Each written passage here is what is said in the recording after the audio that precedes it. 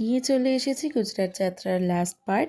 যাত্রার শেষ দিনে অনেক জায়গায় ঘুরেছি, চলো দেখে নেওয়া যাক। আমি গিয়েছিলাম রুক্মিণী টেম্পলে, যেখানে মা রুক্মিণী পূজিতা।